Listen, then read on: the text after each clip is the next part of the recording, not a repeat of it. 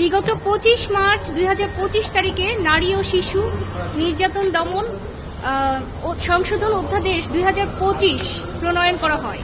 এই অধ্যাদেশের 5 নং ধারায় 9 খ নামে একটি সেকশন ইনসার্ট করা হয়।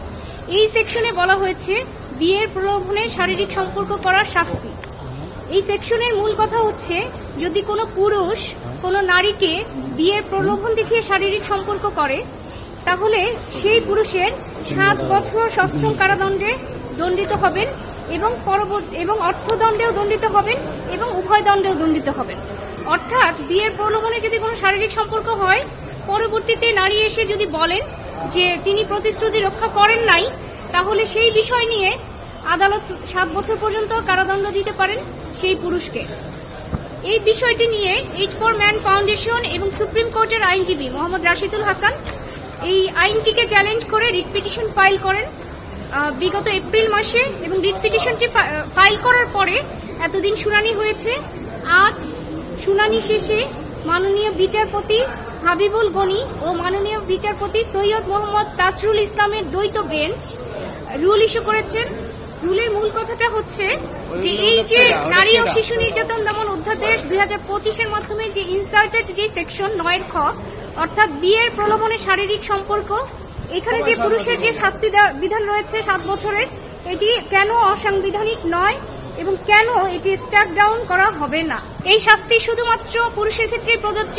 অর্থাৎ কোন পুরুষ যদি বিয়ের প্রলোভন দেখিয়ে শারীরিক সম্পর্ক করেন, বিয়ের প্রতিশ্রুতি দেন এবং পরবর্তীতে যদি দেখা যায় যে তিনি সেই প্রতিশ্রুতি পালন করছেন না, সেটিকে এই নারী ও শিশু নির্যাতন দমন অধ্যাদেশের মাধ্যমে শাস্তিযোগ্য অপরাধ হিসেবে চিহ্নিত করা হয়েছে এবং 7 বছরের কারাদণ্ডের বিধান রাখা হয়েছে। এবং এখানে একটা বিষয়, সেটা হচ্ছে যে এটা হচ্ছে একটা ডিসক্রিমিনেটরি সেকশন। অর্থাৎ প্রতিশ্রুতি কিন্তু যে কেউই না রাখতে পারে, নারীও না রাখতে পারে, পুরুষও না রাখতে পারে, কিন্তু শুধুমাত্র পুরুষের শাস্তির বিধান করা হয়েছে। এবং এখানে কিন্তু বিবাহিত অবিবাহিত কারো বিষয়ে আলাদা করে কিছু বলা হয়নি। এখন দেখা যেতে পারে যে একজন বিবাহিত নারী যিনি 2-3 সন্তানের মা, তিনিও দেখা যেতে পারে প্রতারণা করে আরেকজনের সাথে চলে গেছে, তারপরে বলবে আমাকে বিয়ের প্রলোভনে শারীরিক সম্পর্ক কেন করলো।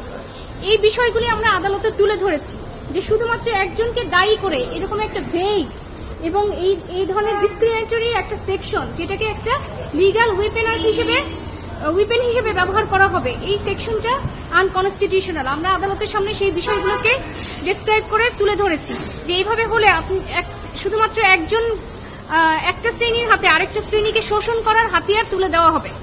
তখন যখন যাই হবে 5 বছর পরে এসেও বলবে তার সাথে আমার সম্পর্ক ছিল, সে বিয়ে করে নাই, অতএব এখন তার বিরুদ্ধে মামলা দাও।